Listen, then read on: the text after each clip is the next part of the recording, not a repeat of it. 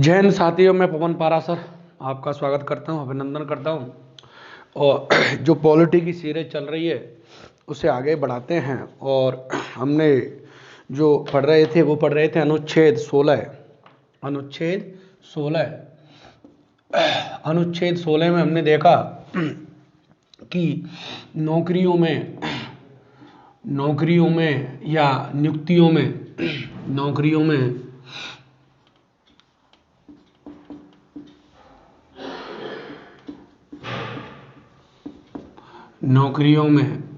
अवसर की समानता।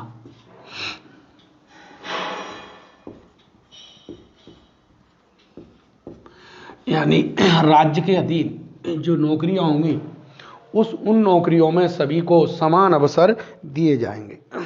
16(1) कहता है, 16(1) ये तो 16 में क्या है, अवसर की समानता नौकरियों में। 16(2) कहता है, 16(1) क्या कहता है, देखो 16(1) कहता है कि राज्य के अधीन किसी भी नागरिक के साथ नौकरियों और नियुक्ति, एक है नियुक्ति और नौकरियों, देखो दो वर्ड हैं, नौकरियों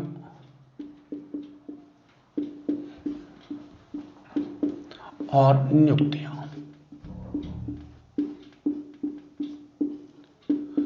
नौकरियों का मतलब जैसे bank, SSC, IAS, IPS, police, पटवार, टीचर, जिसमें नौकरियां। नियुक्ति का मतलब जैसे किसी पद पर जैसे कोई सचिव वगैरह का पद है, या कोई राजनीतिक पद है, या जैसे पीएम की क्या होती है, नियुक्ति होती है। सीएम की क्या होती है, नियुक्ति। तो कोई जैसे आरपीएससी का अध्यक्ष है, यूपीएससी का अध्यक्ष है, तो इनकी पद पर क्या होती है, नियुक्ति होती है। तो नौकरियों और नियोजन, नौकरियों के लिए जो वर्ड है उसका प्रयोग किया है नियोजन। नियोजन का मतलब प्लानिंग नहीं है, योजना नहीं है, नियोजन का मतलब है नौकरियों में। तो 16(1) कहता है कि नौकरियों और नियुक्ति में अवसर की समानता होगी। यानी 16(1) क्या कहता है, 16(1) कहता है नौकरियों, किसी भी नागरिक के साथ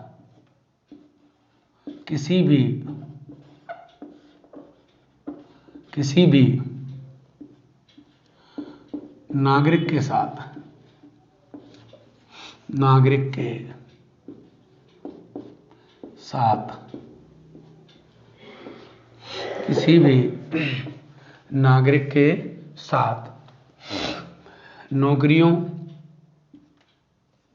या सरकारी सेवाओं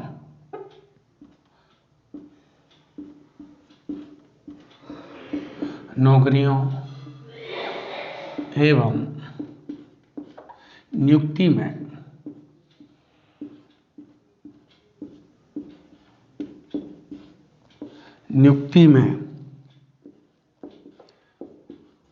किसी भी प्रकार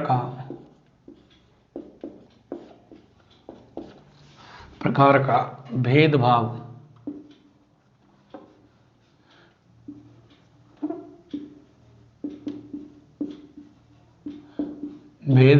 नहीं किया जाएगा,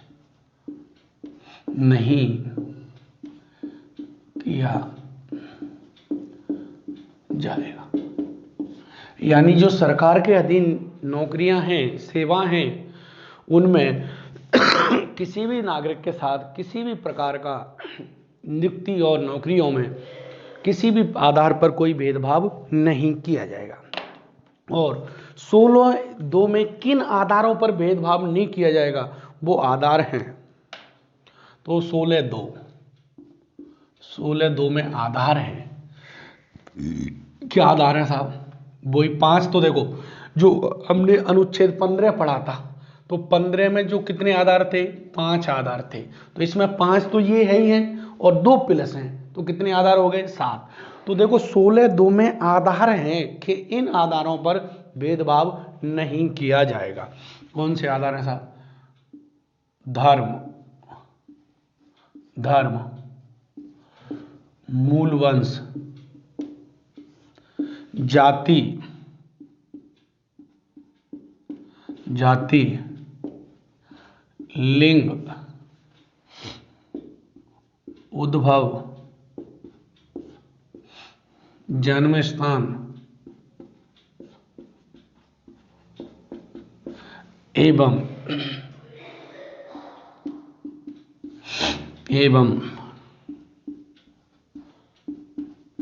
निवास के आधार पर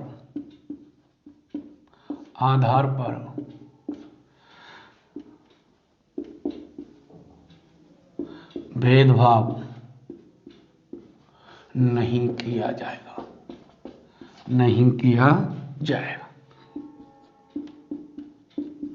तो देखो 16(1) में अवसर की समानता है, 16(1) में नौकरी और नियुक्तियों में भेदभाव नहीं किया जाएगा। 16(2) में आधार हैं, कितने आधार हैं? 7। धर्म, मूल वंश, जाति, लिंग, उद्भव, जन्म स्थान और निवास के आधार पर 1, 2, 3, 4, 5, 6 और 7। देखो इसमें एक तो ये नहीं था 15 में, और एक उद्भव और निवास 15 में नहीं था, बाकी ये थे। और उसमें क्रम से कैसे थे? 15 में ये जहाँ तक क्रम से थे और ये हटा के ये था। और इसमें भी पहले देखो जो मैंने बताया था कि फर्स्ट ग्रेड में पूछा हुआ है 2020 में, जो फर्स्ट ग्रेड का पॉलिटी का पेपर हुआ था उसमें इनको क्रम से पूछा था। जो 15 वाले आधार है ना 5, इनको क्रम से पूछा था। अब की यहाँ से पूछने की संभावना है, तो इनका क्रम है धर्म, मूल वंश, जाति, लिंग, जन्म स्थान, उद्भव, जन्म स्थान और निवास के आधार पर भेदभाव नहीं किया जाएगा। 7 आधार, इनके आधार पर भेदभाव नहीं करेगा राज्य किसी भी प्रकार का। अब देखो 16(3) क्या कहता है? 16(3) कहता है, देखो 16(3) ये कहता है कि राज्य को लगता है किसी राज्य में वहां के लोगों का प्रतिनिधित्व नहीं है, तो संसद कानून बनाकर उस राज्य की नौकरियों में वहां की निवास की क्या कर सकती है? अनिवार्य कर सकती है, यानी निवास की योग्यता रख सकती है। जैसे राजस्थान में अभी जो भी वैकेंसी आएंगी उसमें ये प्रावधान कर दे गवर्नमेंट, परंतु इसके लिए कानून कौन बनाएगी? संसद बनाएगी। ये प्रावधान कर दे कि जो राजस्थान में एग्जाम देगा वो राजस्थान का क्या होना चाहिए? निवासी होना चाहिए। तो ये 16(3) में कहा गया है कि संसद कानून बनाकर किसी राज्य की नौकरियों में निवास की योग्यता को अनिवार्य कर सकती है। तो 16(3) क्या कहता है? इसका अपवाद है संसद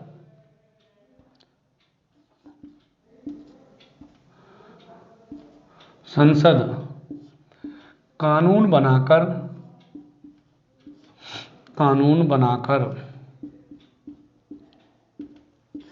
किसी राज्य की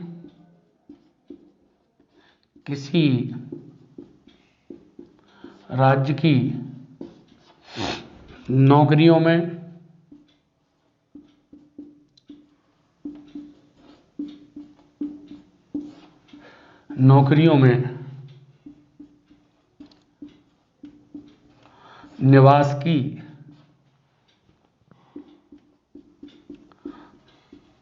योग्यता शामिल कर सकती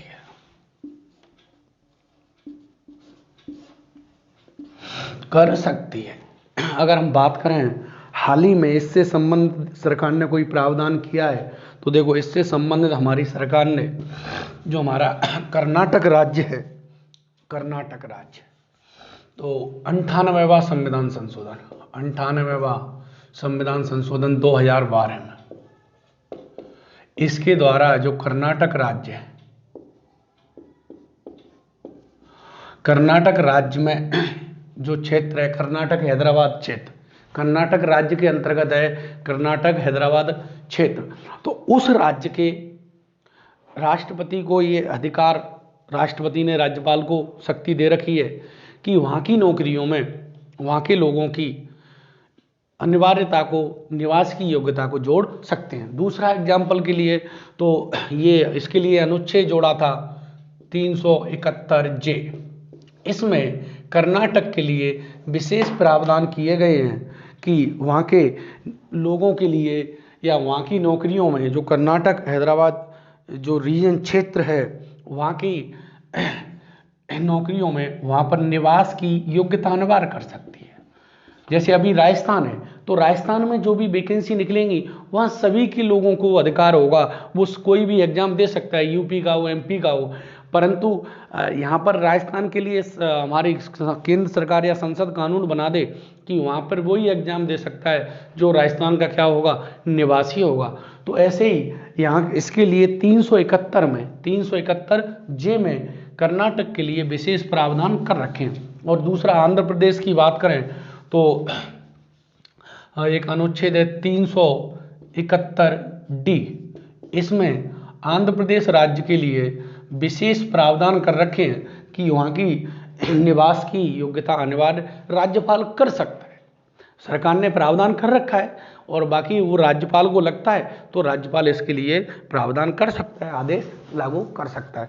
इस तरीके से हमने इसको देखा। इसके बाद हम बात करें 16(4).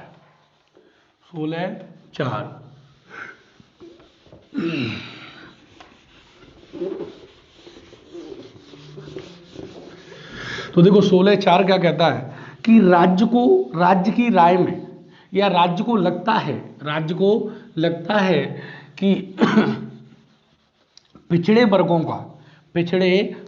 का जो वहाँ की नौकरियां या नियुक्तियां हैं वहाँ पर उनका पर्याप्त प्रतिनिधित्व नहीं है, यानी वहाँ पर वो पिछड़े वर्ग के लोग नौकरियों में उचित प्रतिनिधित्व नहीं है या जितना होना चाहिए उनकी जनसंख्या के अनुसार उतना नहीं है, तो राज्य उनके लिए आरक्षण दे सकता है।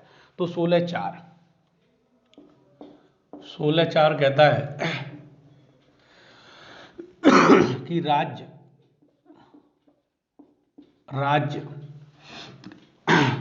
पिछड़े वर्गों को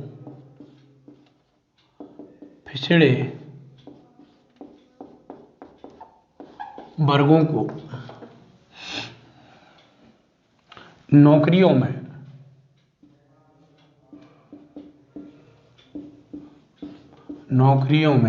विशेष प्रावधान कर सकता है या आरक्षण दे सकता है। नौकरियों में विशेष प्रावधान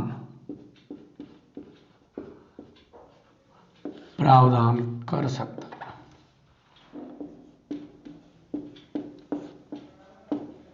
देखो अनुच्छेद 15(4) में तो SC/ST लिखा हुआ है और पिछड़ा वर्ग लिखा हुआ है सामाजिक शैक्षणिक रूप से, परंतु यहाँ ना तो सामाजिक शैक्षणिक रूप से पिछड़ा हुआ और ना ही ST/ST, केवल लिखा हुआ है पिछड़े वर्गों के लिए।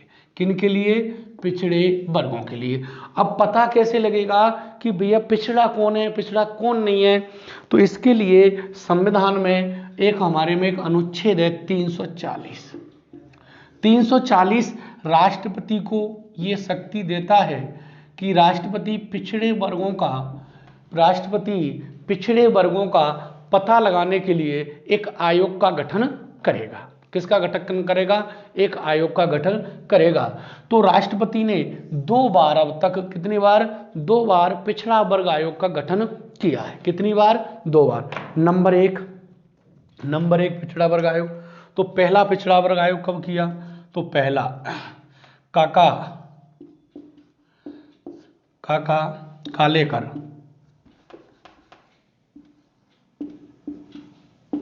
कालेकर आयोग, इसका गठन किया था 1953 में। गठन 1953 में और रिपोर्ट 55 में दी थी। 1955 में।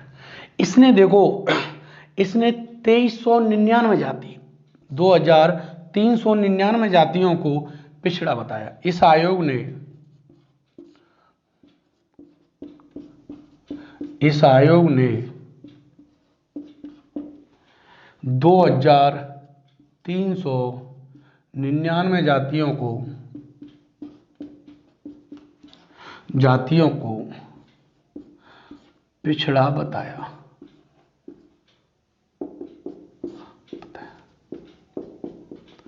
देखो, इसकी रिपोर्ट पर सिफारिशों को कोई ध्यान नहीं दिया गया। इसके बाद सरकार ने या राष्ट्रपति ने द्वितीय पिछड़ा वर्ग आयोग गठन किया। बीपी मंडल, बिंदेश्वरी बिहार के सीएम रहे थे, कांग्रेस के नेता थे, बिंदेश्वरी प्रसाद मंडल 1979। देखो, दूसरा जो पिछड़ा वर्ग आयोग था वो दूसरा पिछड़ा वर्ग आयोग, तो दूसरा कब गठित किया देखते हैं। तो ये था बीपी मंडल आयोग, बीपी मंडल आयोग।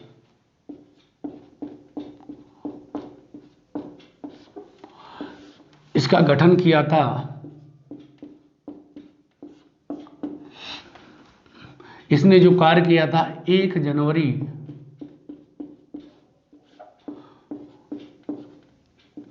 1979 से। रिपोर्ट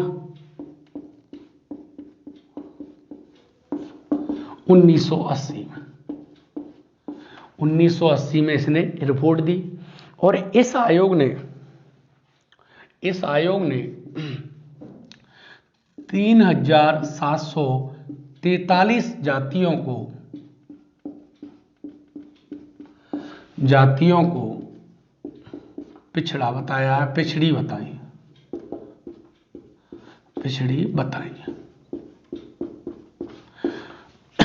इसने कहा कि जो 3743 जातियां जो पिछड़ी हैं, इनका जो टोटल कुल जनसंख्या है, टोटल पॉपुलेशन है, उनका कितने परसेंट है?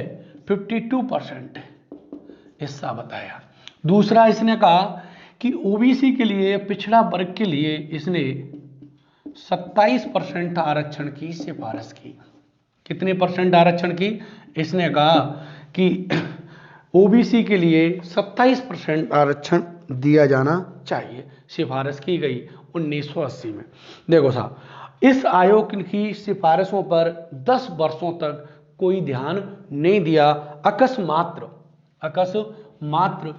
13 अगस्त 1990 को बीपी सिंह सरकार ने ओबीसी को आरक्षण देने की घोषणा कर दी। तो इस आयोग की सिफारिश के आधार पर, इस आयोग की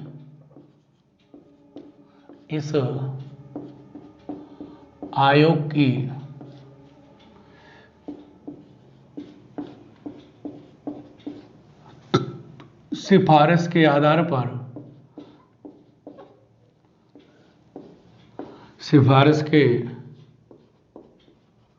आधार पर बीपी सिंह सरकार ने विश्वनाथ प्रताप सिंह, बीपी सिंह, प्रधानमंत्री बीपी सिंह सरकार ने, सरकार गिरने वाली थी और इसका फायदा नहीं, लेकिन ये बीपी सिंह सरकार ने 13 अगस्त 1990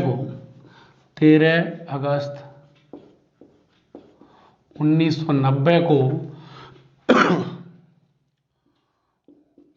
ओबीसी को, पिछड़ा वर्ग को 27% आरक्षण केंद्र में दिया। ध्यान रखना, ये आरक्षण दिया।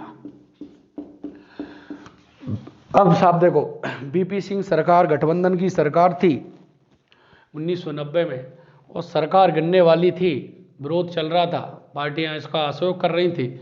तो इन्होंने कहा कि अगले चुनाव में फायदा लेने के लिए, ओबीसी का राजनीतिक फायदे के लिए इसकी घोषणा कर दी, परंतु चुनाव में इनको जीत नहीं मिली।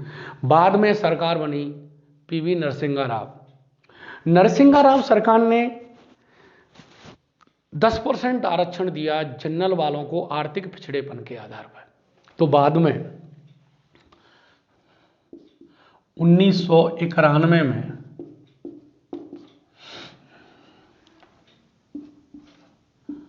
नर नरसिम्हा राव सरकार ने सामान्य वर्ग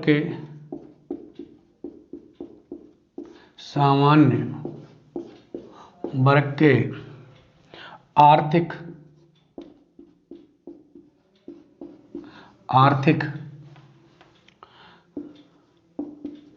कमजोर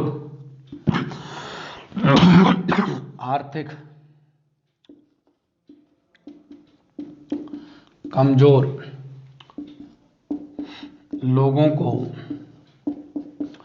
10% आरक्षण दिया।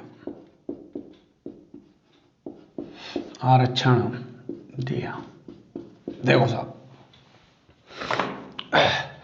मंडल आयोग ने, यानी हमने 16(4) पढ़ रहे हैं, 16(4) में पढ़ा कि राज्य को लगता है कि नौकरियों में ओबीसी को या पिछड़े वर्गों का जो प्रतिनिधित्व है वो पर्याप्त नहीं है, या नौकरियों में जो पिछड़े वर्ग के लोग हैं, ओबीसी के लोग हैं, वो पर्याप्त भर्ती नहीं हो रहे हैं या पर्याप्त नहीं आ रहे हैं, यानी उनकी जो जनसंख्या के अनुसार वो लोग भर्ती नहीं हो पा रहे हैं। तो राज्य पिछड़े वर्गों को, SC ST को तो पहले ही था, राज्य पिछड़े वर्गों को आरक्षण दे सकता है। अब पता कैसे लगेगा कि पिछड़ा कौन है, पिछड़ा कौन नहीं है? तो इसके लिए हमने देखा संविधान में एक अनुच्छेद है 340, वो राष्ट्रपति को अधिकार देता है कि राष्ट्रपति पिछड़े वर्गों का पता लगाने के लिए एक आयोग का क्या करेगा? गठन करेगा। आयोग का गठन करेगा। इसके लिए राष्ट्रपति ने सबसे पहले 1953 में काका कालेकर आयोग का गठन किया, जो प्रथम पिछड़ा वर्ग आयोग था। इस काका कालेकर आयोग ने 1955 में अपनी रिपोर्ट दी और अपनी रिपोर्ट में इसने 2399 जातियों को पिछड़ी बताया।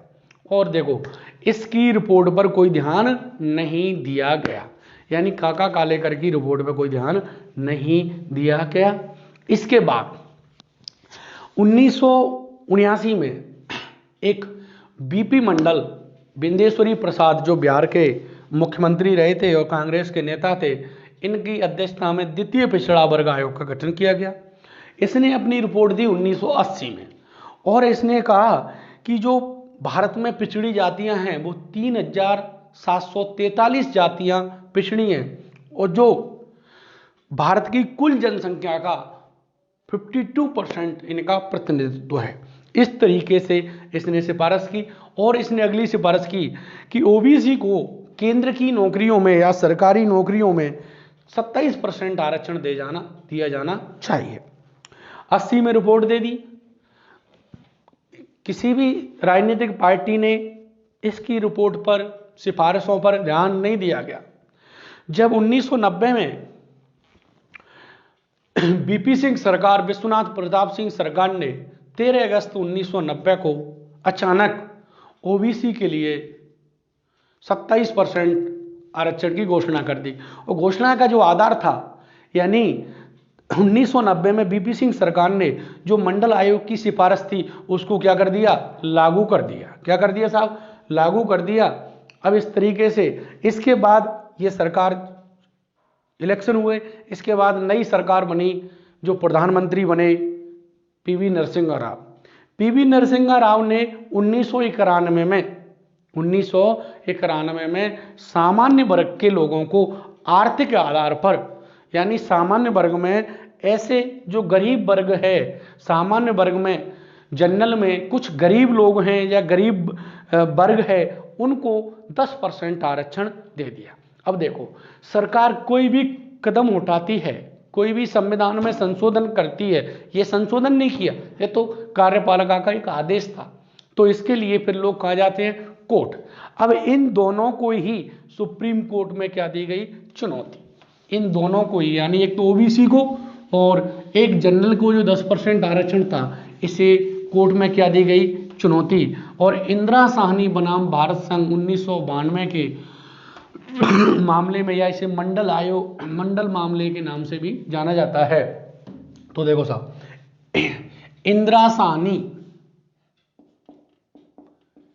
इंदिरा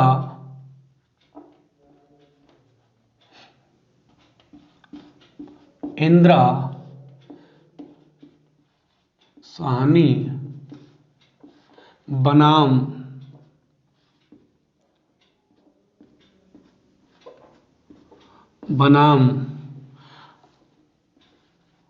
भारत संघ, मामला है 1992 का। के मामले में इसे क्या दी गई? चुनौती। तो देखो साहब, इसने कहा, इस मामले में कोर्ट ने क्या कहा? तो इसने कोर्ट ने कहा कि जो ओबीसी के लिए 27% आरक्षण दिया था, एक तो इसको चुनौती दी गई, दूसरी जो चुनौती थी वो दी गई जनरल को जो आरक्षण दिया था 10% उसको। तो सुप्रीम कोर्ट ने कहा कि जो ओबीसी को आरक्षण दिया है वो वैध है। कैसा है? वैध है, संविधान के अनुसार है। परंतु जो जनरल को 10% आरक्षण दिया है वो संवैधानिक नहीं है, असंवैधानिक है, अवैध है, क्योंकि संविधान में आर्थिक आधार पर किसी भी प्रकार के आरक्षण का उल्लेख नहीं किया गया है। यानी इसे तो क्या कर दिया? वैध कर दिया, और इसे अवैध कर दिया, कैंसिल कर दिया। दूसरी सुप्रीम कोर्ट ने कही कि सामान्य परिस्थितियों में, सामान्य परिस्थितियों में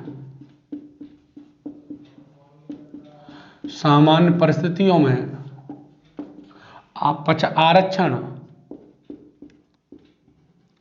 सामान्य परिस्थितियों में आरक्षण 50% से अधिक नहीं होना चाहिए, अधिक नहीं होना चाहिए, नहीं होना चाहिए। पहली सिफारिश ये कि जो आरक्षण की सीमा है वो अधिकतम कितने होनी चाहिए? 50%, इससे अधिक नहीं होना चाहिए। दूसरा कहा कि जो ओबीसी को आरक्षण दिया है वो ओबीसी में आरक्षण तो वैध है, परंतु जो ओबीसी में क्रीमीलेयर होगा, मलाईदार परत होगी, उनको आरक्षण नहीं होगा। इसने कहा कि सरकार को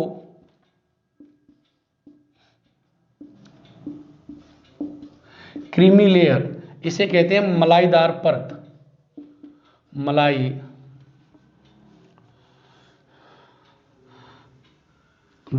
परत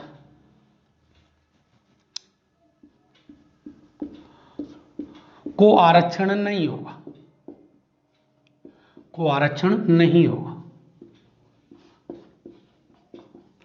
यानी ओबीसी को आरक्षण होगा, परंतु ओबीसी में जो संपन्न वर्ग है, यानी कुछ पद हैं, यानी जो क्रीमीलेयर का आधार बताया, एक तो पद बताया, क्या बताया? पद। दूसरा जो आधार बताया कि आय, जैसे पद का मतलब जैसे राष्ट्रपति है, उपराष्ट्रपति है, प्रधानमंत्री है, मुख्यमंत्री है, सुप्रीम कोर्ट, हाई कोर्ट का कोई जज है, तो उनकी संतानों को आरक्षण नहीं मिलेगा, वो क्रीमीलेयर में आएंगे। अब आय तो स्टार्टिंग में 1 लाख, फिर 2.5 लाख, वर्तमान में जो आय है वो 8 लाख है। कितने हैं? 2017 में इसको 8 लाख कर दिया गया। यानी जिनकी आय 8 लाख से अधिक होगी वो उनको आरक्षण का फायदा नहीं मिलेगा, वो क्रीमीलेयर में आएंगे। और ध्यान रखना, क्रीमीलेयर केवल किसके लिए? ओबीसी के लिए, एससी एसटी के लिए नहीं है।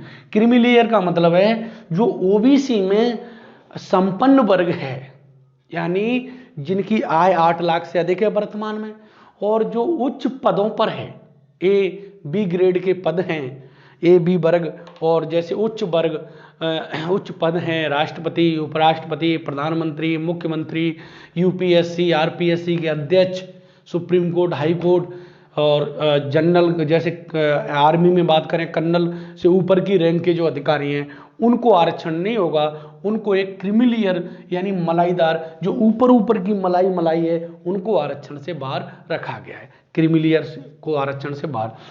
और अगली बात करिए इसमें, तो ध्यान रखना, यानी जो क्रीमीलेयर में 2 आधार हैं, एक तो पद है और एक आय है। अभी बात करें ईडब्ल्यूएस, ई जो जनरल वालों के लिए इकोनॉमिक वीकर सेक्शन में, तो एक इसमें तो पद भी है, आय भी है और इसमें संपत्ति वगैरह भी जोड़ रखी है, तो 3 आधार हैं, संपत्ति वगैरह भी है, इसमें 2 ही है इस तरीके से। और इसने कहा कि आरक्षण केवल नियुक्ति में होगा, प्रमोशन में आरक्षण नहीं होगा। तो अगली सिफारिश थी इसकी, अगली सिफारिश थी नंबर 3 कि प्रोन्नति में या प्रमोशन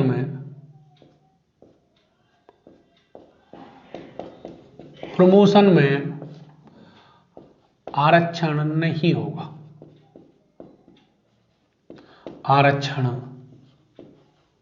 नहीं होगा, ये कहा।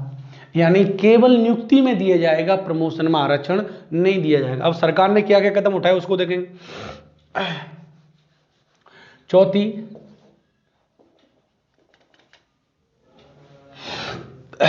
बैकलॉग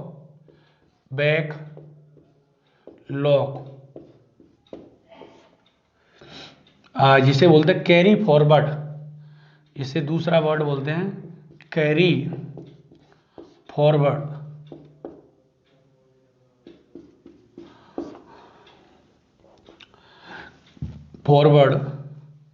की जो सीमा है वो 50%, मतलब कैरी फॉरवर्ड को जो आरक्षण होगा ही नहीं, कैरी फॉरवर्ड को आरक्षण नहीं होगा।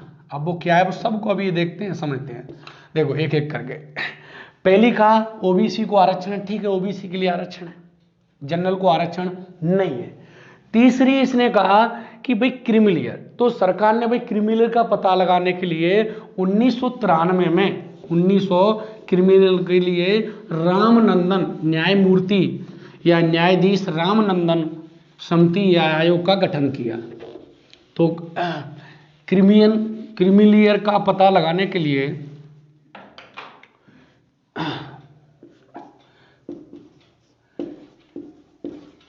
लेयर के लिए 1993 में रामनंदन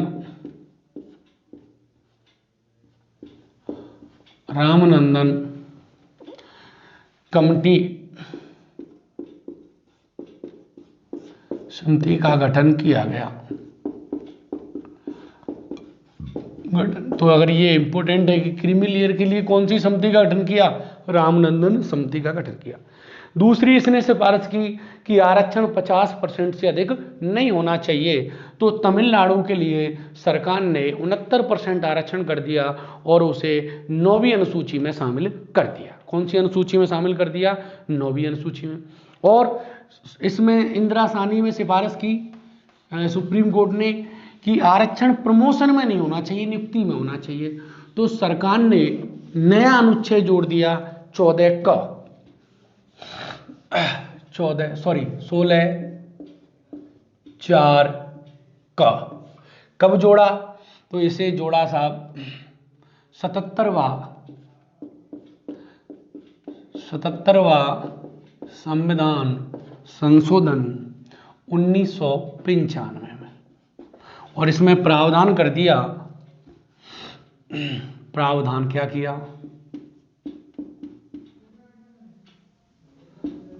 प्रावधान कर दिया कि SC ST को प्रमोशन में या प्रोन्नति में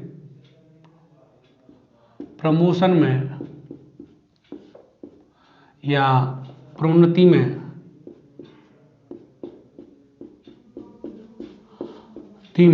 आरक्षण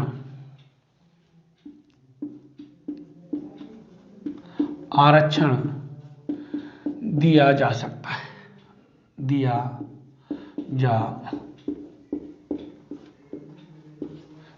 जा सकता है। ये किस में प्रावधान कर दिया? ये प्रावधान कर दिया था 16(4) का में। एक इसने कहा कि बैकलॉग, देखो बैकलॉग होते क्या, मैं समझा देता हूं। बैकलॉग देखो, मान के चलो जैसे 100 जगह हैं, कितनी जगह? 100 वैकेंसी हैं। इनमें से मान लेते हैं कि जो ओबीसी के लिए हैं वो 20 वैकेंसी हैं। कितनी पोस्ट हैं? 20 पोस्ट हैं 2020 में, यानी 2019 में कितनी पोस्ट हैं? 20। अब ओबीसी के लिए कितनी पोस्ट हैं? 20। परंतु 2019 में क्या हुआ कि जो ओबीसी की 20 पोस्ट थी, उसकी जो वैकेंसी थी वो पूरी नहीं भर पाई और वो भरी साहब 17। यानी 2019 में केवल कितनी भर पाई? 17। शेष कितनी बची? तो शेष बची साहब 3। कितनी बची? 3 बची। अब ये 3 बची, अब मान के चलो 2020 में फिर कितनी जगह आती हैं? 100। कितनी आती हैं? 100। अब इन 100 में से फिर ओबीसी के लिए कितनी होंगी? 20। अब कितनी होंगी? 20।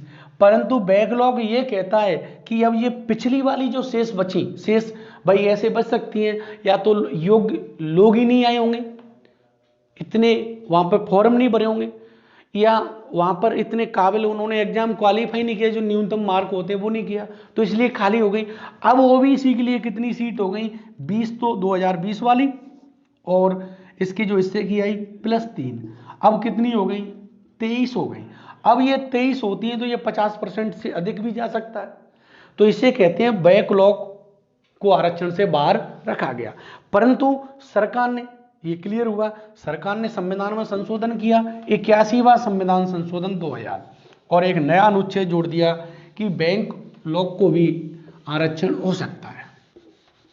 तो 16(4) और इसे कब जोड़ा? इसे जोड़ा साहब 81वां संविधान संशोधन 2000 में, और इसमें प्रावधान कर दिया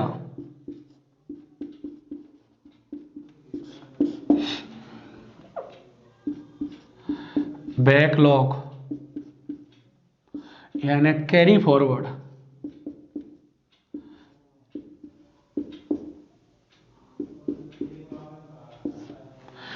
फॉरवर्ड को 50% से या उसको शामिल कर सकते हैं। इस तरीके से सुप्रीम कोर्ट ने जो मना किया था इंदिरा साहनी मामले में, और ध्यान रखना अब तक का इंदिरा साहनी आरक्षण के मामले में सुप्रीम कोर्ट का सबसे बड़ा मामला माना जाता है। क्या माना जाता है? सुप्रीम कोर्ट का अब तक का सबसे बड़ा मामला है।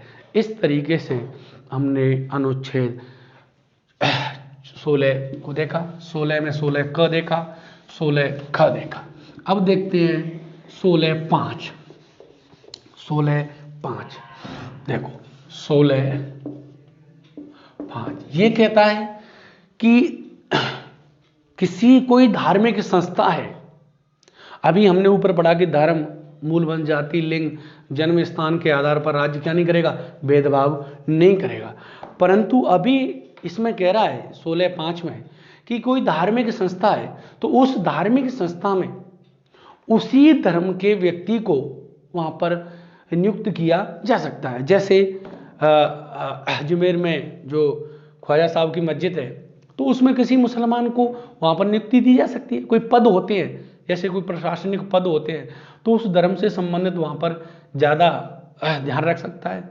जैसे कोई अभी राम मंदिर बन रहा है या कोई भी मंदिर है हिंदू, तो वहाँ हिंदू समुदाय से संबंधित किसी व्यक्ति को नियुक्ति दी जा सकती है। ये कहता है 16(5), यानी किसी धर्म की संस्था में उसी धर्म से संबंधित व्यक्ति को उसमें नियुक्ति दी जा सकती है। ये उसका अपवाद नहीं होगा, राज्य नियुक्ति दे सकता है। ये है 16(5). अब है 16(6). 16(6) देखो साहब, 16(6) में के जो कब जोड़ा? पहली बात तो ये, तो इसे 103वां संविधान संशोधन 2019 में जोड़ा। कब जोड़ा? 2019। अब इसमें यानी इसको कब जोड़ा? 103वां संविधान संशोधन 2019 में जोड़ा गया। इसमें प्रावधान क्या है? प्रावधान, इसमें प्रावधान ये है कि देखो साहब, 16(4) के तहत जिन लोगों ने फायदा ले लिया है, 16(4) और हमने देखा था 15(4), इन दोनों में या 16(4) में जिन्होंने फायदा ले लिया है उनको छोड़कर आर्थिक पिछड़ेपन के आधार पर, आर्थिक पिछड़ेपन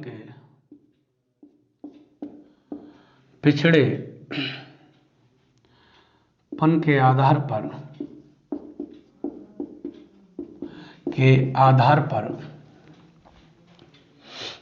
पर नौकरियों में 10% आरक्षण।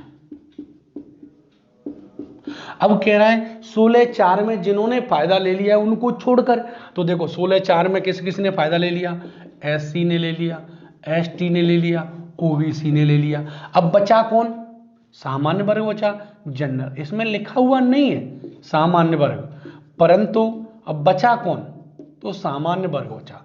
तो यानी हम कह सकते हैं 16(6) में है कि जो सामान्य वर्ग के कुछ कमजोर लोग हैं, EWS, इकोनॉमिक,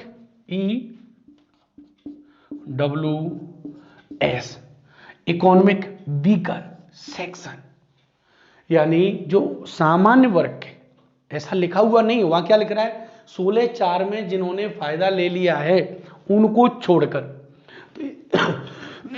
तो इनमें इसने तो फायदा ले लिया, अब बचे कौन? जनरल वाले। तो सीधी सीधी बात जनरल की नहीं है, परंतु है तो जनरल के लिए। तो आर्थिक पिछड़ेपन के, यानी जो आर्थिक रूप से कमजोर हैं, यानी आर्थिक रूप से कमजोर हैं, उन्हें सरकारी नौकरियों में, और 15(5)(6) में का दिया गया था, यानी 16(6) में तो नौकरियों में आरक्षण है, और हमने देखा था 15(6), और यहां पर शिक्षण संस्थानों में इनको आरक्षण है। एक ही संविधान संशोधन के द्वारा एक साथ जोड़े गए हैं। तो यहां पर हम कह सकते हैं कि आर्थिक पिछड़ेपन के आधार पर नौकरियों में इनको छोड़कर, तो नौकरियों में किनको? तो नौकरियों में सामान्य वर्ग के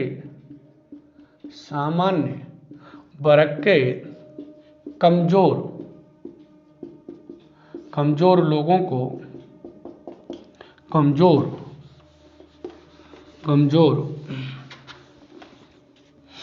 कमजोर लोगों को 10%